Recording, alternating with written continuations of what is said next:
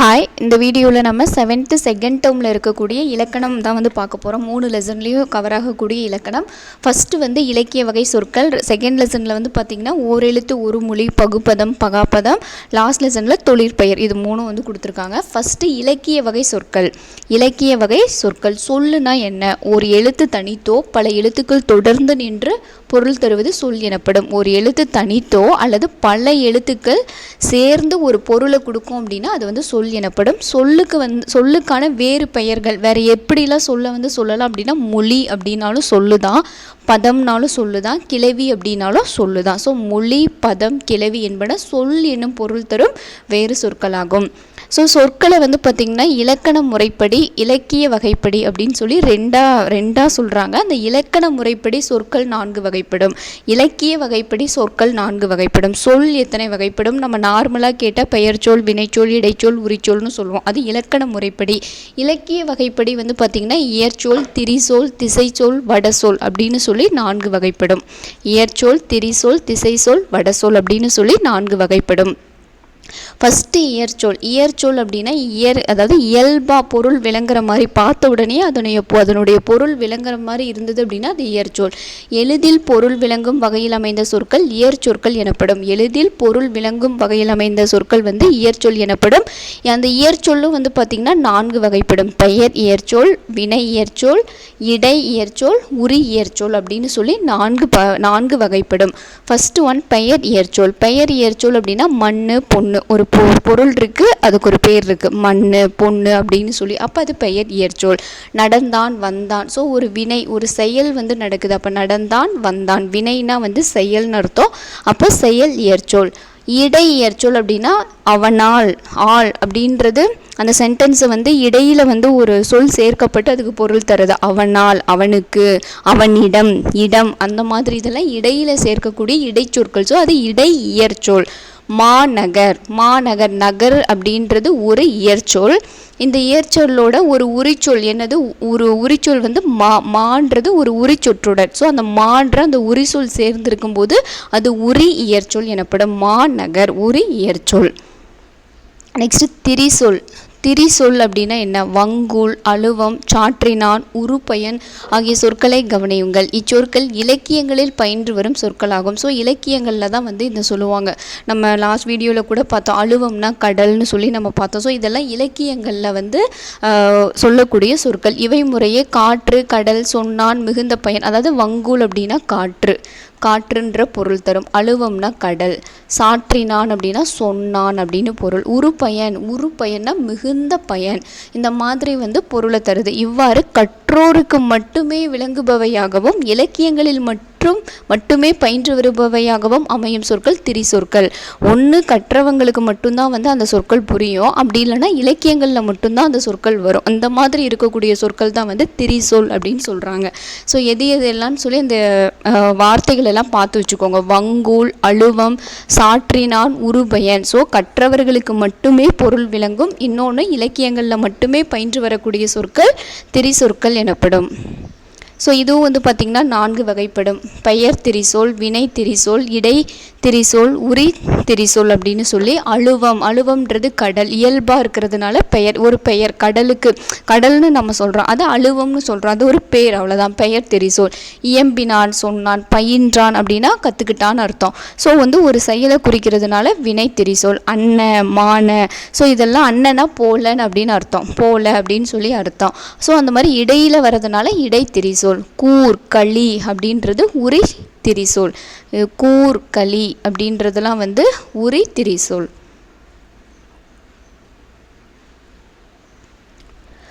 திரிசொற்களை ஒரு பொருள் குறித்த பல திரிசொற்கள் எனவும் பல பொருள் குறித்த ஒரு திரிசொல் எனவும் இருவகைப்படுத்தலாம். அதாவது வங்கம், அம்பி, நாவாய் இது எல்லாத்துக்கும் மீனிங் வந்து பார்த்திங்கன்னா கடல் தான். கப்பல், கப்பல் அப்படின்றது தான் பொருள். வங்கம், அம்பி, நாவாய் இது எல்லாமே வந்து கப்பல் அப்படின்ற அந்த ஒரு பொருளை மட்டுமே தரக்கூடிய ஒரு பொருள் குறித்த பல திரிசொற்கள். ஒரே ஒரு பொருள், பட் நிறைய சொற்கள், அதான் ஒரு பொருள் குறித்த பல திரி சொற்கள். இது எல்லாமே திரி சொற்கள். வங்கம், அம்பி, நாவாய் அப்படின்றது எல்லாமே திரி சொற்கள், பல திரி சொற்கள். பட் வந்து ஒரே ஒரு பொருள் கப்பல். அடுத்து வந்து பார்த்திங்கன்னா பல பொருட்கள். இதழ் அப்படின்றது ஒரு திரி சொல். இது வந்து ஒரே ஒரு சொல், பட் பொருள் வந்து பார்த்திங்கன்னா நிறைய இருக்குது. பூவினுடைய இதழ், உதடு, கண்ணோட இமை, பனை ஏடு, நாளிதழ், இந்த மாதிரி நிறைய இதழ் அப்படின்றத நம்ம எதை வேணாலும் சொல்லலாம். அப்போ ஒரே ஒரு சொல், ஒரே ஒரு பொருள், பட் வேறு நிறைய சொற்கள். பல பொருள் ஆனால் ஒரே ஒரு திரிசொல். இங்கே ஒரே நிறைய திரிசொற்கள், ஒரு பொருள். இங்கே ஒரு பொருள், சாரி, ஒரு திரிசொல், பல பொருள். அடுத்து திசைச்சொல். திசை சொல்னா என்ன? வடமொழி தவிர பிற மொழிகளில் இருந்து வந்து தமிழில் இடம்பெறும் சொற்கள் திசை சொற்கள் எனப்படும். வடமொழி தவிர, வடமொழியை வந்து இதில் விட்டுட்டாங்க. வடமொழி தவிர பிற மொழியில் இருந்து வந்து தமிழில் இடம்பெறும் சொற்கள் வேறு. ஜன்னல்னு சொல்கிறோம், பண்டிகைன்னு சொல்கிறோம், ரயிலுன்னு சொல்கிறோம். ஸோ இதெல்லாம், சாவி, இதெல்லாம் வந்து வேற்று மொழி சொற்கள். ஆனால் நம்ம அதை வந்து தமிழில் வந்து பயன்படுத்திட்டு வரோம். இந்த மாதிரி இருக்கிறதெல்லாம் வந்து திசை சொற்கள் அப்படின்னு சொல்கிறாங்க. அதில் வடமொழியை வந்து நம்ம இதில் சேர்த்துக்கூடாது. வடமொழி தவிர பிற மொழிகளில் இருந்து வந்து தமிழில் இடம்பெறும் சொற்கள் திசை சொற்கள் எனப்படும். முற்காலத்தில் பாண்டி நாட்டை தவிர தமிழ்நாட்டின் பிற பகுதிகளில் வழங்கிய கேணி, பெற்றம்னா பசு போன்ற சொற்களை திசை சொற்கள் என்றே வழங்கின. அதாவது கேணி அப்படின்னா கிணறு, கேணி அப்படின்னா கிணறு, பெற்றம்னா பசு. ஸோ இதெல்லாம் வந்து வேறு பகுதிகளில் வந்து பயன்படுத்திகிட்டு இருந்தாங்க. அதை வந்து தமிழ்நாட்டிலையும் வந்து பயன்படுத்தினாங்க. ஸோ இது எல்லாத்தையும் என்னென்னு சொல்கிறோம்? திசை சொல் அப்படின்னு சொல்கிறோம். அடுத்து வடசொல். வடசொல்னால் வந்து வடமொழியில் இருந்து வந்து தமிழில் இடம்பெறும் சொற்கள். அங்கே வந்து இந்த திசை சொல்ல வந்து வடமொழி தவிர இங்கே வந்து வடமொழியில் இருந்து வந்து தமிழில் இடம்பெறும் சொற்கள் வட சொற்கள் எனப்படும். வருடம், மாதம், கமலம்னா தாமரை, விடம்னா நஞ்சு, சக்கரம்ன்றது நம்மளுடைய வண்டிகளில் பயன்படுத்தக்கூடியது. முதலிய சொற்கள் தமிழில் வழக்கில் இருந்தாலும் இவை தமிழ் சொற்கள் இல்லை. இதெல்லாம் நம்ம பயன்படுத்துகிறோம், பட் இதெல்லாம் தமிழ் சொற்கள் இல்லை. இவை வடமொழி எனப்படும் சமஸ்கிருத மொழி சொற்கள். இது எல்லாமே வந்து பார்த்திங்கன்னா சமஸ்கிருத மொழி சொற்கள். மாதம்க்கு நம்ம திங்கள்னு தான் சொல்லுவோம். திங்கள் அப்படின்னா மாதம் அப்படின்னு பொருள். அந்த மாதிரி ஒவ்வொன்றுக்கும் இருக்குது. இவ்வாறு வடமொழியில் இருந்து வந்து தமிழில் இடம்பெறும் சொற்கள் வட சொற்கள் எனப்படும். வட சொற்களை தற்சமம், தற்பவம் என இரு வகையாக பிரிப்பர். ஸோ இது புதுசாக இருக்குது, நல்லா பார்த்துக்கோங்க. வட சொற்கள் அப்படின்றது தற்சமம், தற்பவம், சமம், பவம் சொல்லிட்டு ரெண்டாக பிரிக்கிறாங்க. கமலம், அலங்காரம் என வடமொழியில் இருப்பது போன்றே தமிழில் எழுதுவதை தற்சமம் என்பர். கமலம், அலங்காரம் அப்படின்னு சொல்லியே தான் நம்ம என்ன பண்ணுறோம், தமிழ்லேயும் எழுதுகிறோம். அந்த மாதிரி இருந்தால் அதை வந்து தற்சமம் அப்படின்னு சொல்கிறோம். லக்ஷ்மி என்பதை லக்குமி என்றும், விஷம் என்பதை விடம் என்றும் தமிழ் எழுத்துக்களால் மாற்றி எழுதுவதை தற்பவம் என்கிறோம். தற்பவம் அப்படின்றது மாற்றி எழுதுறது. விஷம் வடமொழி எழுத்து வரக்கூடாது அப்படின்றதுக்காக நம்ம விடம் அப்படின்னு சொல்லி எழுதுவோம். லட்சுமின்னு எழுத மாட்டோம், முன்னாடி ஈ சேர்த்து லக்குமி அப்படின்னு சொல்லி எழுதுகிறோம். ஸோ இந்த மாதிரி மாற்றி எழுதுனா அதை தற்பவம் அப்படின்னு சொல்கிறோம். மாற்றி எழுதுனா தற்பவம், அப்படியே எழுதணும் அப்படின்னா தற்சமம். எல்லோருக்கும் எளிதில் பொருள் விளங்கும் சொல், எல்லாருக்கும் புரிகிற மாதிரி இருந்ததுன்னா அது இயற்சொல். பல பொருள் தரும் ஒரு சொல் அப்படின்றது திரிசொல். வடமொழி என்று அழைக்கப்படும் மொழி சமஸ்கிருதம் தான் வந்து வடமொழி. இயற்சொல் சோறுன்னு சொன்னோம்னா எல்லாருக்கும் புரியும். திரிசொல் அப்படின்றது அழுவம்ன்றது கடல். திசை சொல் பெற்றம்னா பசு. வடசொல் ரத்தம்.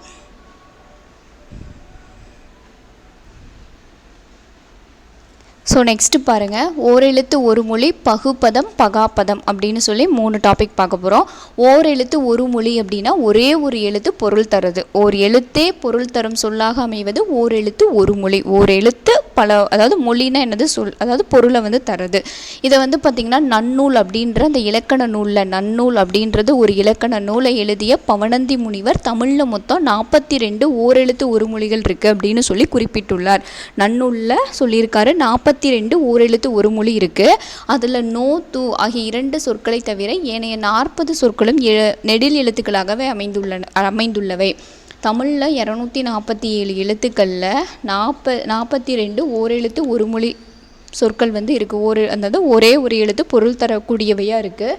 அதில் 2 எழுத்து மட்டும் குறில் எழுத்துக்களாக இருக்குது.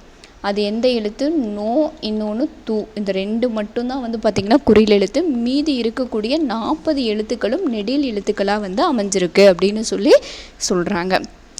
என்னென்னலாம் பாருங்கள், ஆனா பசு, ஈனா ஒவ்வொன்றும் இருக்குது. இதெல்லாம் வந்து படித்து வச்சுக்கோங்க. தெரியாததை மட்டும் நல்லா ஹைலைட் பண்ணி பார்த்துக்கோங்க.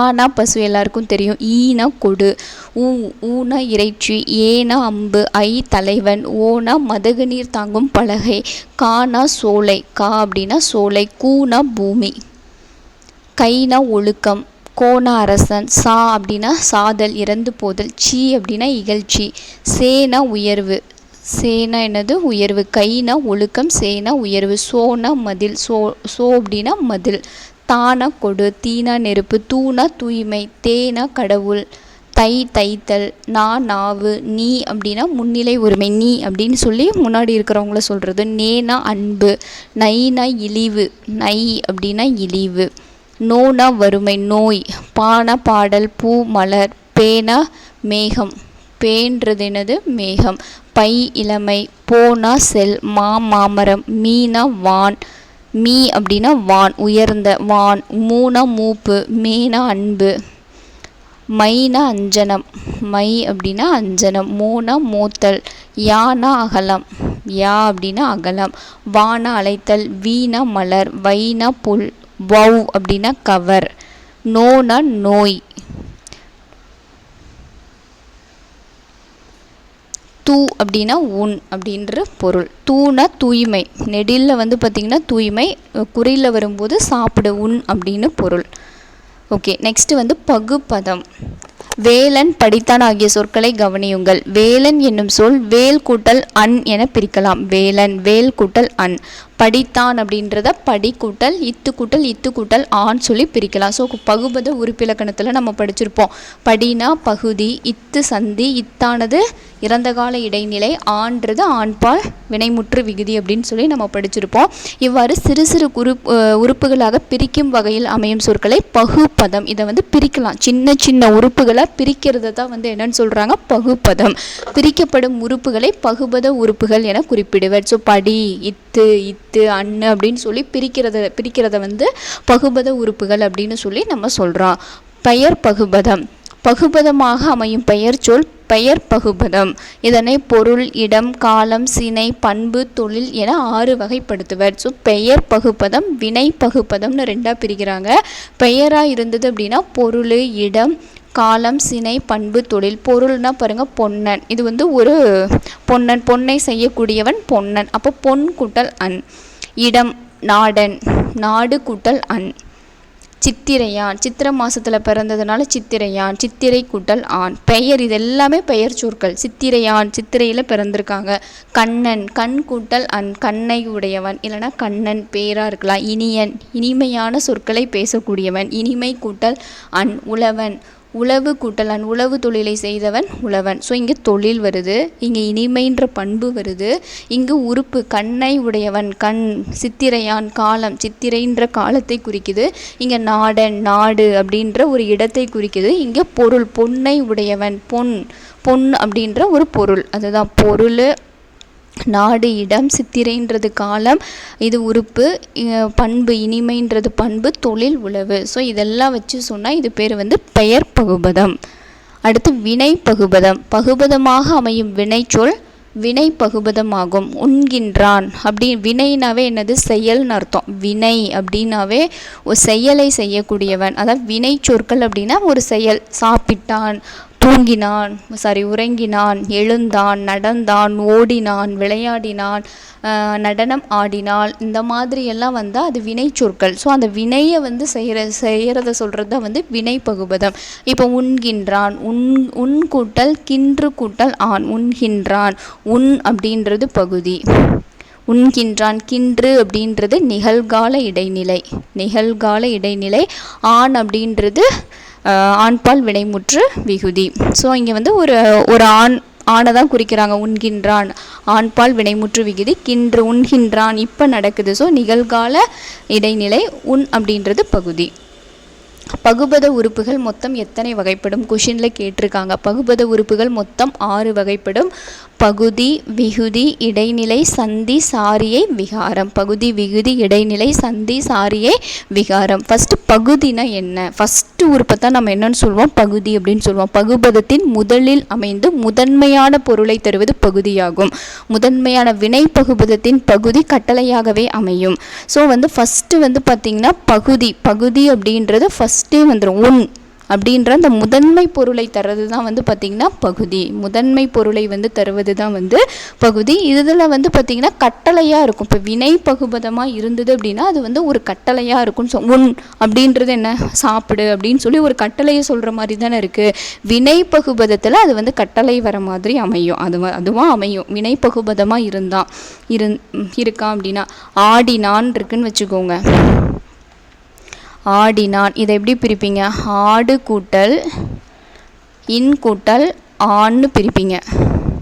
அப்போ ஆடு அப்படின்றது கட்டளை தானே. ஆடு, நீ போய் ஆடு அப்படின்னு சொல்கிறோம். அப்போ ஆடுன்றது இந்த இடத்துல ஒரு கட்டளையை குறிக்கிற மாதிரி இருக்குது. ஸோ வினை பகுபதமாக இருந்தால் கட்டளையாக அமையும். நார்மலாக முதன்மை பொருளை தருவது பகுதி எனப்படும்.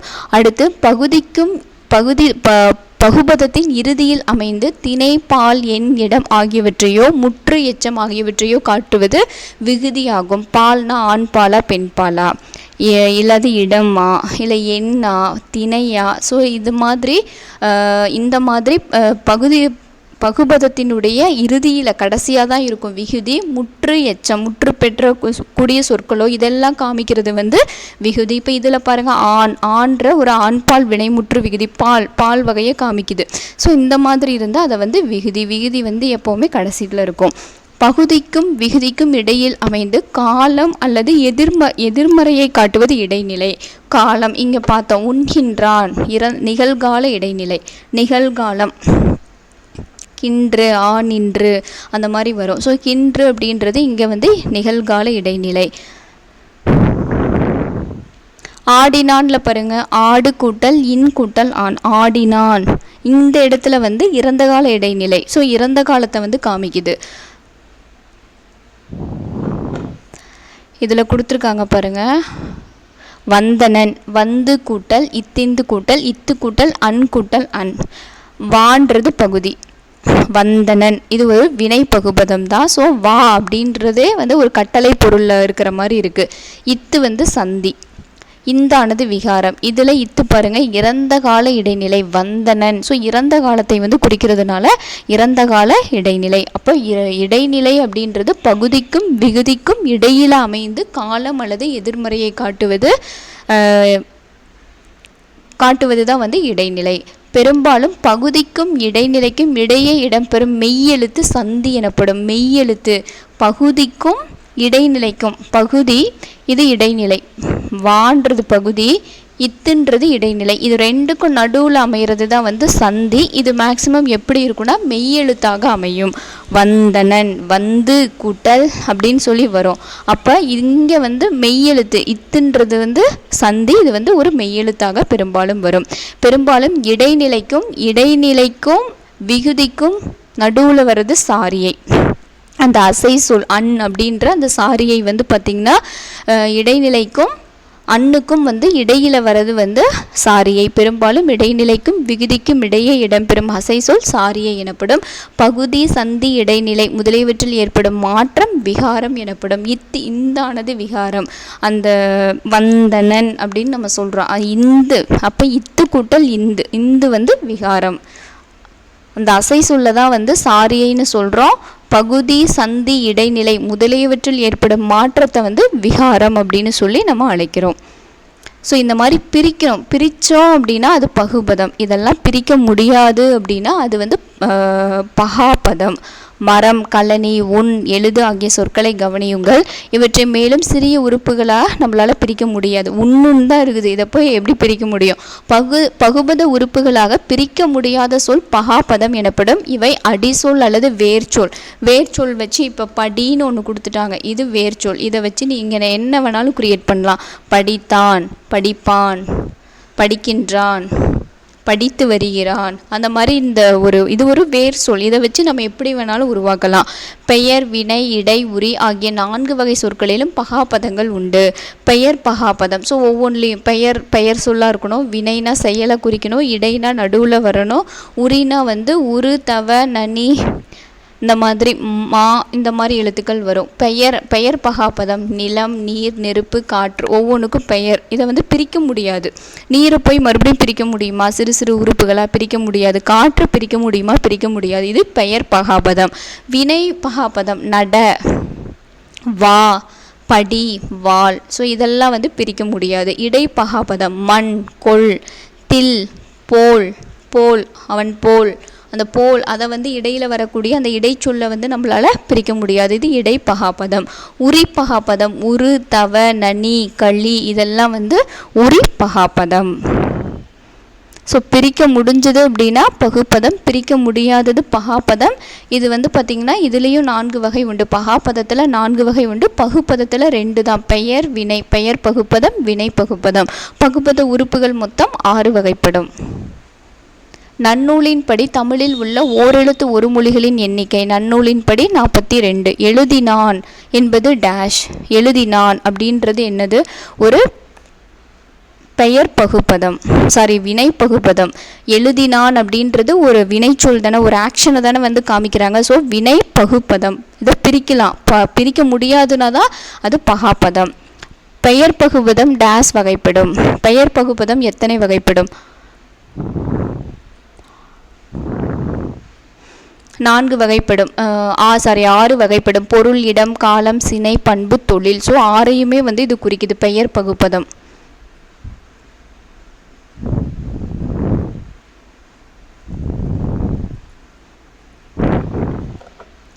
காலத்தை காட்டும் பகுபத உறுப்பு. காலம் இறந்த காலமா, எதிர்காலமா, நிகழ்காலமான்னு காமிக்கிறது இடைநிலை. இறந்த கால இடைநிலை, எதிர்கால இடைநிலை, எதிர்மறை இடைநிலைன்னு சொல்லி இடைநிலை தான் காலத்தை காட்டும். காலத்தையும் எச்சத்தையும் காட்டக்கூடியது இடைநிலை. பெயர் பகுபதம்.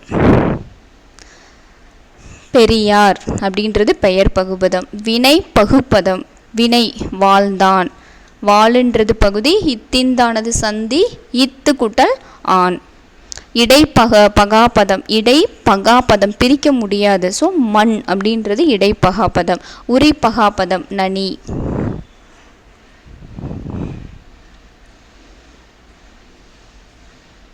இதில் கொடுத்துருக்காங்க பாருங்க.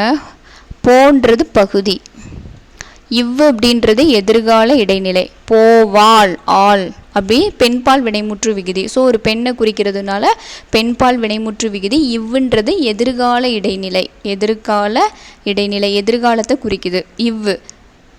நடக்கின்றான். நட பகுதி. இக்கு இது ஒரு மெய்யெழுத்து பாருங்க. பகுதிக்கும் இடைநிலைக்கும் இடையே அமைந்துள்ள ஒரு மெய்யெழுத்தானது சந்தி எனப்படும். ஸோ சந்தி. இக்கு சந்தி. கின்று நடக்கின்றான். கின்று அப்படின்னாவே நிகழ்கால இடைநிலை. இப்போ நடக்கிறது நிகழ்கால இடைநிலை. ஆண் அப்படின்றது ஆண்பால் வினைமுற்று விகுதி. வினைமுற்று விகுதி. இதுலேயும் ட்ரை பண்ணி பாருங்கள். பார்த்தான். பார் கூட்டல் இத்து கூட்டல் ஆண். பார் பகுதி, இத்து சந்தி, இத்தானது இறந்த கால இடைநிலை, ஆன்றது ஆண்பால் வினைமுற்று விகுதி. பாடுவார். பாடு கூட்டல் இவ்வு கூட்டல் ஆர். இங்கே ஆறுன்னு வந்திருக்கு பாருங்கள். பாடு அப்படின்றது பகுதி, இவ்வு எதிர்கால இடைநிலை, ஆறுன்றது பலர்பால் வினைமுற்று விகுதி. ஆர். பாடுவார். ஆர் அப்படின்றது இங்கே பாடுவார் அப்படின்றது பலர்பால் வினைமுற்று விகுதியிலையும் வச்சுக்கலாம். அப்படி இல்லைன்னா ஆண்பால் வினைமுற்று. ஆக்சுவலி ஆர் வந்தாவே பலர்பால் வினைமுற்று விகுதியில் தான் சொல்லுவாங்க.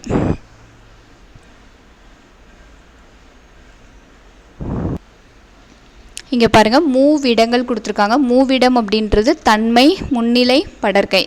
தன்னை குறித்தா தன்மை, நமக்கு முன்னாடி இருக்கிறவங்கள சொன்னால் முன்னிலை. இங்கே இல்லாத மூன்றாவது ஒருத்தர், நம்ம 2 பேர் பேசிகிட்ருக்கோம், நம்ம இல்லாமல் மூன்றாவது யாரோ ஒருவரை பற்றி பேசுகிறது படர்க்கை. தன்மை அப்படின்றது தன்னை குறிப்பது தன்மை. நான், நாம், நாங்கள், எம், என், எங்கள், நீங்கள் அதில் இருக்கணும். அப்படி இருந்தால் அது தன்மை. யார் பேசுகிறாங்களோ அவங்க இருக்கணும். முன்னால் இருப்பவரை குறிப்பது முன்னிலை. நீ, நீங்கள், நீர், நீவீர், உன், உங்கள்.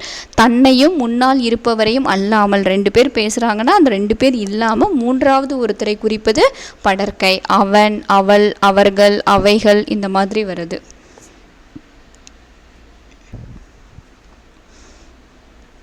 தொழிற்பெயர் ஒரு தொழிலை குறிக்கிறது தான் வந்து தொழிற்பெயர். ஒரு செயலின் அல்லது வினையின் பெயராக அமைவது தொழிற்பெயர் எனப்படும். தொழிற்பெயர் எண், இடம், காலம், பால் ஆகியவற்றை காட்டாது. படர்க்கை இடத்தில் மட்டுமே வரும். படர்க்கை இதெல்லாம் பாயிண்ட்ஸு, இதெல்லாம் தான் கொஷினில் கேட்பாங்க. படர்க்கை இடத்தில் மட்டுமே தொழிற்பெயர் எவ்விடத்தில் வரும். இப்போ தான் மூவிடம் பார்த்தோம், தன்மை, முன்னிலை, படர்க்கை. அதில் படர்க்கை இடத்துல மட்டும்தான் இந்த தொழிற்பெயரானது வரும். இது எண்ணையோ இடத்தையோ காலத்தையோ பாலையோ வந்து காமிக்காது. தொழில் அப்படின்றது தொழிலை மட்டும். தைத்தல், இதில் போய் நீங்கள் இறந்த காலமா எதிர்காலமா அப்படின்னு சொல்லி காலத்தை வந்து கண்டுபிடிக்க முடியாது, இடத்தையும் கண்டுபிடிக்க முடியாது, இல்லை ஏதாவது எண்ணிக்கையும் கண்டுபிடிக்க முடியாது, இல்லை வந்து தைக்கிறவங்க ஆனா பெண்ணா எதையுமே கண்டுபிடிக்க முடியாது. ஸோ எண், இடம், காலம், பால் ஆகியவற்றை காட்டாது. படர்க்கை இடத்தில் மட்டுமே வரும். படித்தல், ஆடல், நடிப்பு, எழுதுதல், பொறுத்தல் அப்படின்னு சொல்லி வரும். தொழிற்பெயரை வந்து என்னன்னு சொல்கிறாங்கன்னா விகுதி பெற்ற தொழிற்பெயர், முதநிலை தொழிற்பெயர், முதநிலை திரிந்த தொழிற்பெயர் அப்படின்னு சொல்லி வகைப்படுத்துவாங்க. விகுதி பெற்ற தொழிற்பெயர், முதநிலை தொழிற்பெயர், முதநிலை திரிந்த தொழிற்பெயர் அப்படின்னு சொல்லி வகைப்படுத்துகிறாங்க. ஃபஸ்ட்டு விகுதி பெற்ற தொழிற்பெயர் அப்படின்னா விகுதி இப்போ தான் நம்ம பார்த்தோம்.